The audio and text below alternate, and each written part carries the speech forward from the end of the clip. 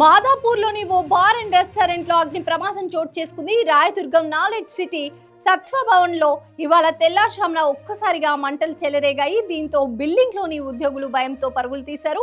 Fire సిబ్బంది ఘటనా స్థలానికి చేరుకుని 2 ఫైర్ ఇంజన్స్ తో మంటలను అదుపు చేశారు. ఇక ఇదే అంశంపై పూర్తి అప్డేట్స్ మా ప్రతినిధి కృష్ణ అందిస్తారు.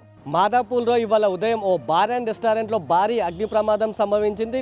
రాయదుర్గం నాలెడ్జ్ సిటీలోని సత్వ భవనంలో ఒక్కసారిగా మంటలు చెలరేగాయి. 5వ అంతస్తులో మంటలు చెలరేగడంతో బిల్డింగ్లోని ఉద్యోగులంతా భయాందోళనకు గురయ్యారు. వెంటనే బయటకు పరుగులు తీశారు. ఇక ఫైర్ యాక్సిడెంట్ గురించి సమాచారం అందుకున్న ఫైర్ సిబ్బంది 2 ఫైర్ ఇంజన్లతో ఘటనా స్థలికి చేరుకొని మంటలను అదుపు చేశారు. అయితే ఈ మంటలను అదుపు చేసేందుకు వారు తీవ్రంగా శ్రమించాల్సి వచ్చింది. అయితే 2 సిలిండర్లు ఈ ఘటనలో సిలిండర్లు పేలడంతో అటు బిల్డింగ్ కూడా పాక్షికంగా దెబ్బతిన్న పరిస్థితి ఉంది. అయితే ఈ ఫైర్ యాక్సిడెంట్ ఎలా జరిగింది అంటే షార్ట్ సర్క్యూట్ ఏదైనా జరిగిందా లేదంటే సిలిండర్లు బ్లాస్ట్ అయ్యా అనే కోణంలో ప్రస్తుతం పోలీసులు దర్యాప్తు చేస్తున్నారు.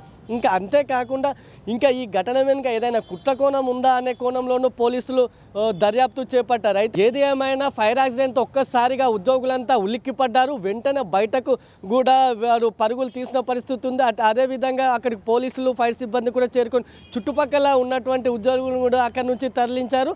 అయితే గత నెల రోజుల క్రితమే తెలంగాణ స్పైస్ కిచెన్లో ఇటువంటి ఘటనే జరిగింది. జూబ్లీహిల్స్లో ఉన్నటువంటి తెలంగాణ స్పైస్ కిచెన్లో భారీ అగ్ని ప్రమాదం సంభవించింది. అప్పుడు కూడా బిల్డింగ్ మొత్తం దెబ్బతిన్న పరిస్థితి ఉంది. అయితే సిలిండర్లు పేలడం వల్లే ఈ ఘటన జరిగిందని అప్పుడు ఆరోపణలు వినిపించాయి. అయితే ఏదైనా పేలుడు సంభవించిందా లేదంటే సిలిండర్ వల్ల అనే కోణంలోనూ పోలీసులు దర్యాప్తు చేపట్టారు. అయితే నెల రోజులు గడవక ముందుకే సిటీలోనే మరో బార్ అండ్ కిచెన్లో అగ్ని ప్రమాదం చోటు చేసుకోవడం కొంత చర్చనీయాంశంగా మారింది. అయితే ఈ ఘటనలో ఏదైనా కుట్రకోణం ఉందా లేదంటే కేవలం సిలిండర్ల బ్లాస్ట్ వల్ల జరిగిందా లేదంటే షార్ట్ సర్క్యూటే ఈ ప్రమాదానికి కారణమా అని నిగ్గు తేల్చే పనిలో ప్రస్తుతం పోలీసులు ఉన్నారు. ఏది ఏమైనా అక్కడ ఉన్నటువంటి సాఫ్ట్వేర్ ఉద్యోగులు ఒక్కసారిగా ఈ ఘటనతో ఉలిక్కిపడిన పరిస్థితి ఉంది.